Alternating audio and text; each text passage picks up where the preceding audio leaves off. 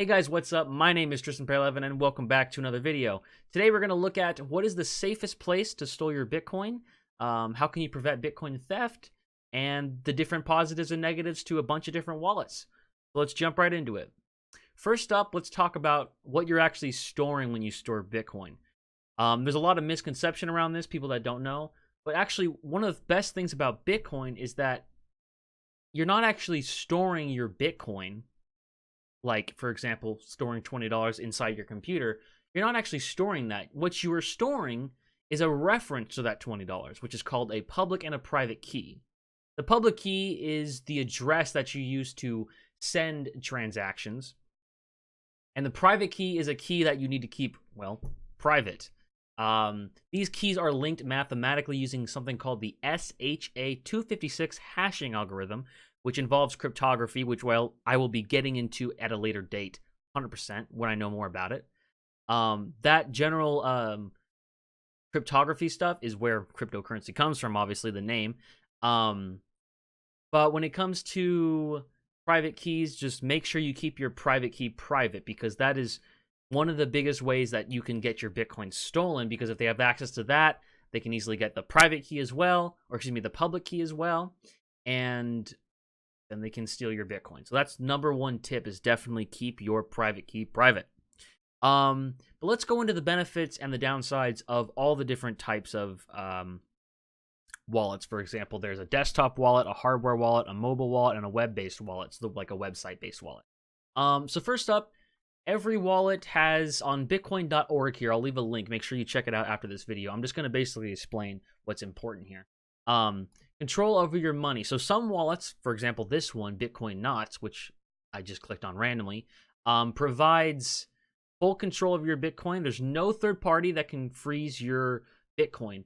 For example, like a bank or an exchange on a website, they actually hold your Bitcoin. For example, like let's say you have your $20 and you want to give it to them, and they will hold it in a safe, and they will give you access to that safe combination, which is basically your login details. But they won't actually necessarily give you access to your Bitcoin that's in there. You can still do things with it, but you don't actually control it because they own the safe. They don't own your Bitcoin, but they own the safe that protects it. That's basically what third parties generally do if they're involved. They can't freeze or lose your funds, but you are responsible for securing and backing up your wallet. You're responsible for securing your public and private keys on the device. So, for example, on your desktop, your public and private keys are stored on your computer, or a reference to them is stored on your computer. Same generally with mobile phones and also the hardware ones. Web is pretty much generally the only one that doesn't store them at all, actually, on your. So let's get into what exactly is the complete transparency. Well, basically, wallets are, of course, developed by developers, and when developers publish the wallet, they have the choice to either make it open source, so anyone can view the code that is used to develop it, or they can completely keep the code on wraps and only keep it for themselves, which isn't necessarily bad. You don't have to make it open source, but the reason why you would want it open source is so that way when people look at the code, people can verify that this code's legit and there's nothing harmful in it. When code is private, things can happen where a developer might be able to put a backdoor in the code, so that way, even though your money may be actually in your pocket, they put a backdoor in the wallet that allows them to sneakily take and access your money, that $20. Even though they don't own the wallet, they have a little, keyhole basically that they can get back into your wallet with and take your Bitcoin with. Now, that's not always the case when it comes to wallets that aren't open source, but it's definitely something to consider. Even on my where is it, Ledger Nano S, the wallet has not been tested and publicly reviewed. So while this ledger holds my money physically, I actually own it. It's actually like on here. They may, because the code isn't open source, there might actually be a backdoor on this. I'm not saying Ledger would do this. I trust the company, but I'm trusting the company. And generally, like I said with Bitcoin, and just generally in the world, don't trust people if you don't have to. I'm trusting people when I don't have to. When it comes to, I believe it's the digital, the keep key, no, it's the Trezor. The Trezor is open source. So that means anyone could look at the code and verify that there's no backdoor on this. That's actually very important because you never know.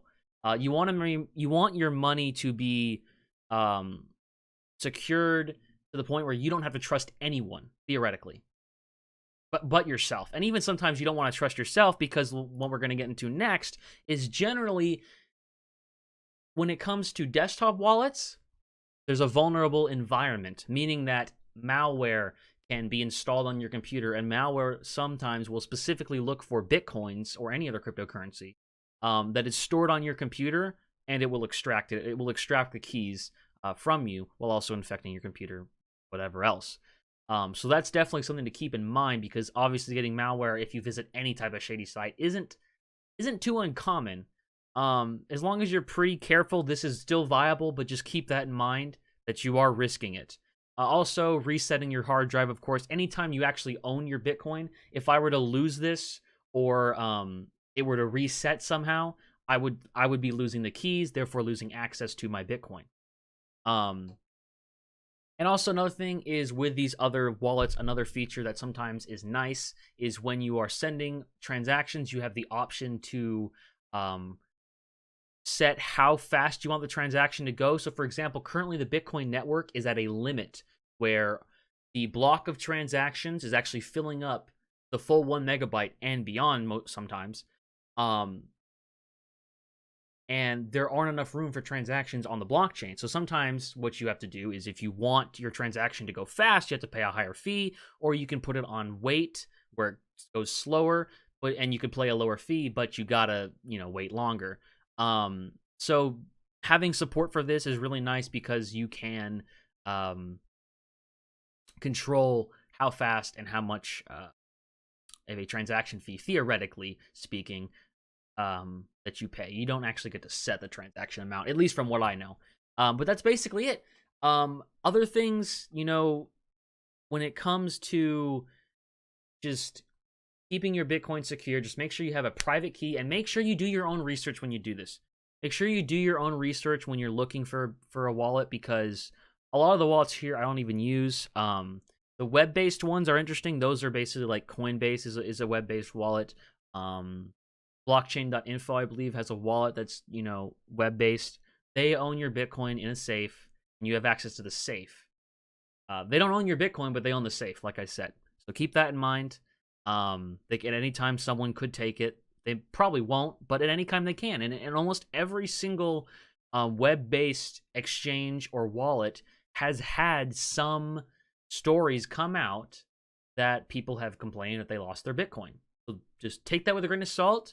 Just know that almost every site has issues. They can get hacked easily, and then, that happened with Mt. Goz. I believe in Mt. Goz, a lot of people got their Bitcoin stolen because Mt. Goz is hacked. And so our final conclusion is, what are my thoughts? Well, I have my own opinion. I personally use the hardware wallet. I have trust in Ledger, but that isn't really what I want to give you with an answer. I want to talk a little bit about if you want ease of access, total security, and trust yourself, like that you're not going to lose, for example, your phone. An app on your phone is actually very secure, because malware, if you were to install even any like fishy apps on your phone, most phones nowadays are designed so that way only the app itself can access app. So an app can't access another app directly. So phones are a really good way of storing it. Just make sure you don't reset or lose your phone stolen or something like that. If you want simplicity, less security, and don't trust yourself, then holding your funds on a website-based wallet may be okay. I still don't advise it, but it is an option that I would say is there.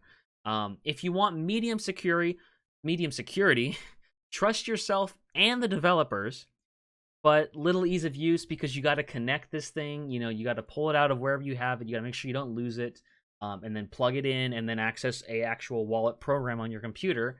Then something like a physical hardware wallet, like a Ledger Nano S, would be great.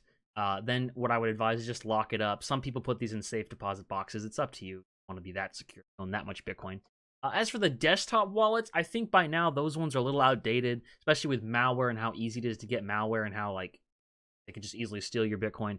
I advise no. But it's still there as an option if you want. If you don't have a mobile phone, if you don't have one of these, and of course, if you don't have those and you don't trust a website, then the desktop one is there for you. And yeah, so just go to this website. The link will be in the description. Check it out. Do some research on all of these. All of these have their positives and negatives. Some of them are great. Some of them are not so good. And then do research beyond this, because there's a lot of other sites and wallets that are not on this list that are still pretty good. So just do your own research. And yeah, thank you guys so much for watching, and I will see you guys in the next video. Peace.